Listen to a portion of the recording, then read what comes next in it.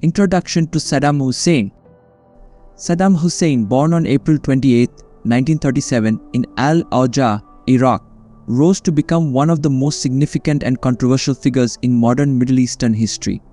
He held power in Iraq for over 2 decades, from 1979 until his overthrow by the United States-led coalition in 2003. Hussein's early life was marked by hardship and political turmoil. His father died before his birth, and he was raised by his mother and stepfather in a poor village. Despite these challenges, he rose through the ranks of the Ba'ath Party, a socialist political movement, eventually becoming its leader and Iraq's president in 1979.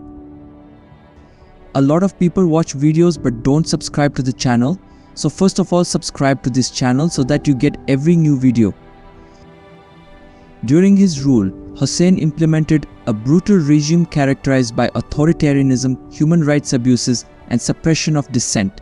He centralized power, crushing opposition within Iraq through methods such as widespread surveillance, torture, and execution of perceived enemies.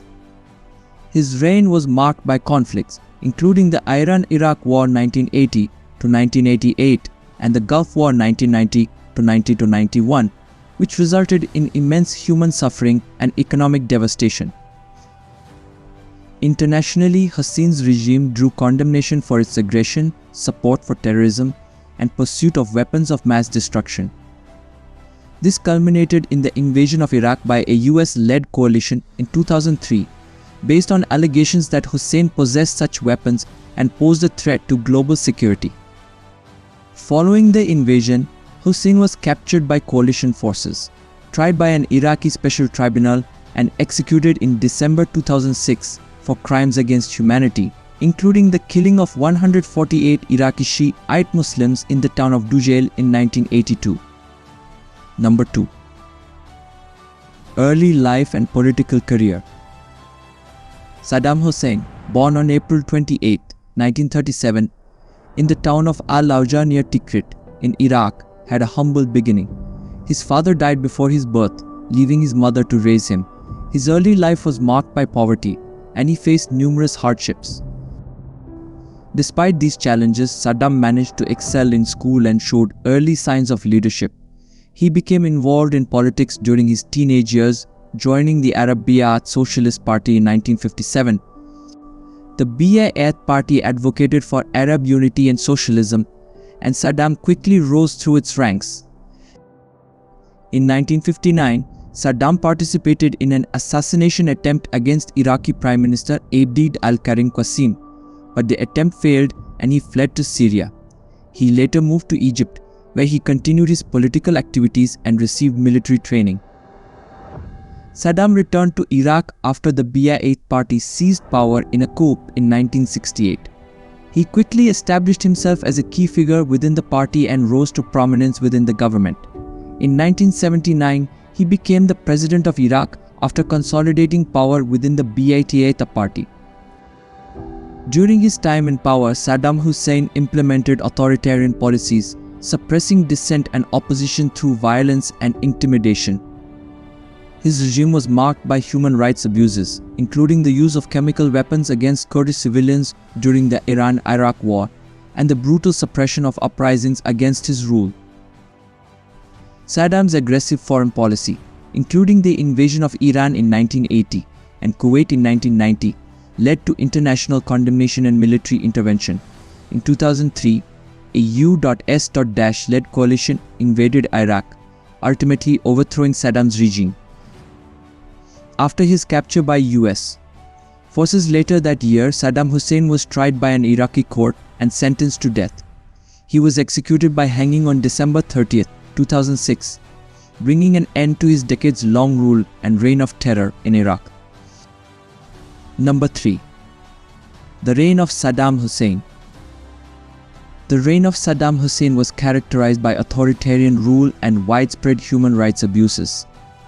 As the president of Iraq from 1979 until his overthrow in 2003, Hussein maintained power through a combination of repression, propaganda, and brutal tactics. Under his rule, dissent was not tolerated, and political opponents were often executed or imprisoned. Hussein's regime employed a vast network of secret police and informants to monitor and suppress any opposition. Human rights abuses were rampant, with reports of torture, arbitrary arrests, and extrajudicial killings common. Minority groups, such as Kurds and Shia Muslims, faced particularly harsh treatment, including massacres and chemical attacks. Hussein's invasion of Kuwait in 1990 further exacerbated tensions and led to international condemnation and military intervention by a coalition of countries led by the United States. Overall, Saddam Hussein's regime was marked by repression, fear, and brutality, leaving a legacy of suffering and trauma for the Iraqi people. Number 4. Iraq-Iran War. The Iraq-Iran War, also known as the First Persian Gulf War, lasted from September 1980 to August 1988.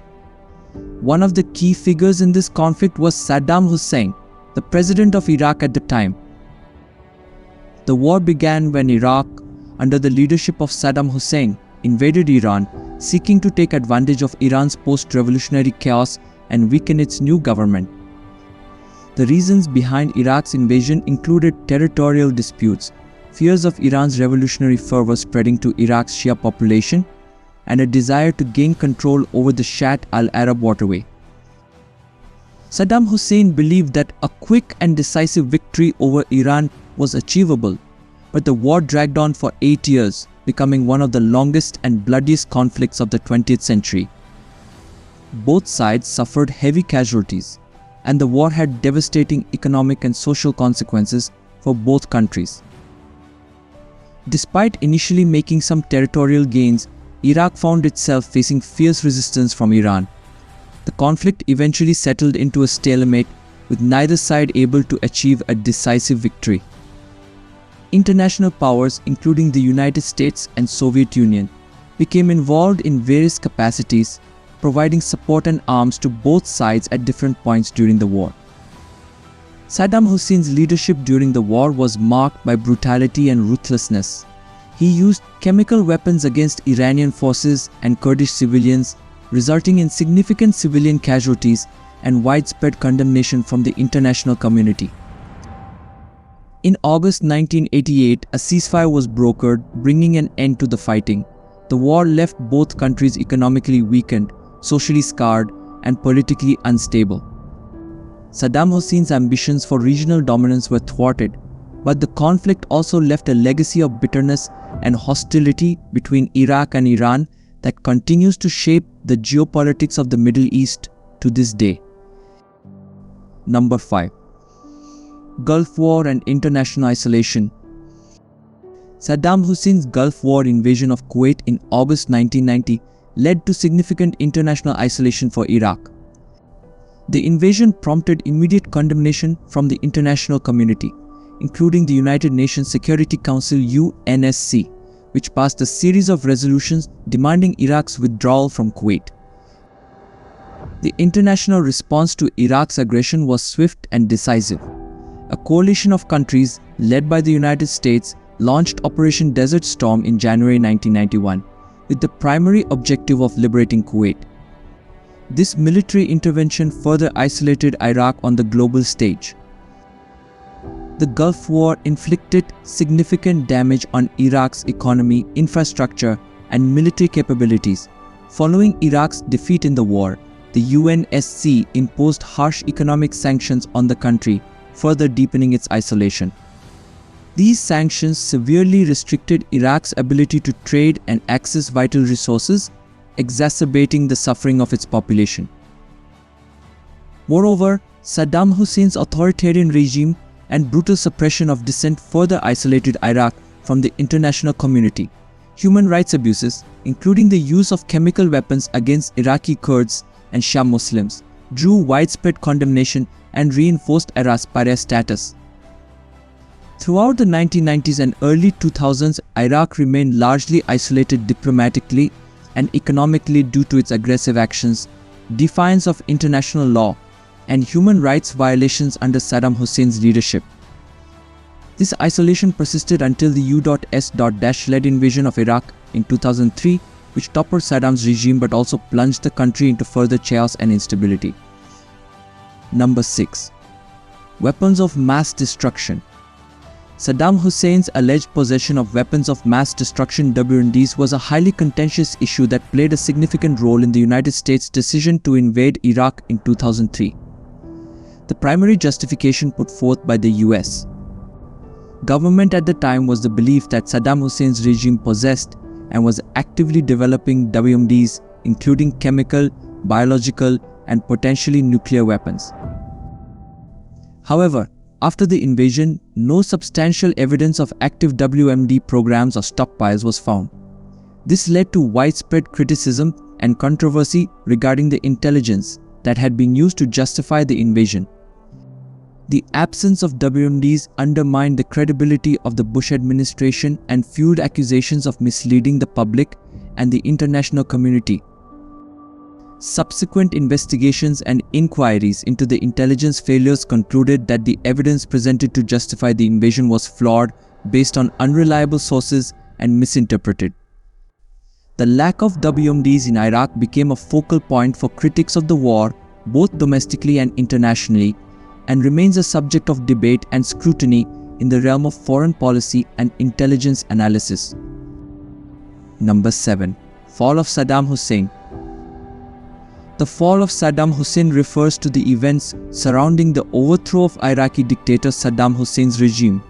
This significant event occurred in 2003 during the Iraq War, led by a coalition of primarily Western nations, notably the United States and the United Kingdom. Saddam Hussein had ruled Iraq with an iron fist for decades, maintaining power through oppressive tactics, human rights abuses, and the suppression of dissent. His regime was characterized by authoritarianism, brutality, and a cult of personality. The rationale for the invasion of Iraq and the subsequent removal of Saddam Hussein's regime was multifaceted. The primary reasons cited by the coalition included allegations of Iraq possessing weapons of mass destruction (WMDs), ties to terrorist organizations, and a desire to promote democracy and stability in the region. The invasion began in March 2003 with a massive military campaign that quickly overwhelmed Iraqi forces. Baghdad fell in April 2003, and Saddam Hussein's regime collapsed shortly thereafter. Despite an initial period of chaos and insurgency, efforts were made to establish a new government in Iraq, culminating in the formation of an interim government and subsequent democratic elections. Saddam Hussein himself was captured by coalition forces in December 2003, hiding in a hole near his hometown of Tikrit. He was later tried by an Iraqi court and executed in December 2006 for crimes against humanity, including the massacre of Shia Muslims in the town of Dujail in 1982. The fall of Saddam Hussein marked a significant turning point in Iraqi history, but it also unleashed a wave of sectarian violence and instability that would plague the country for years to come.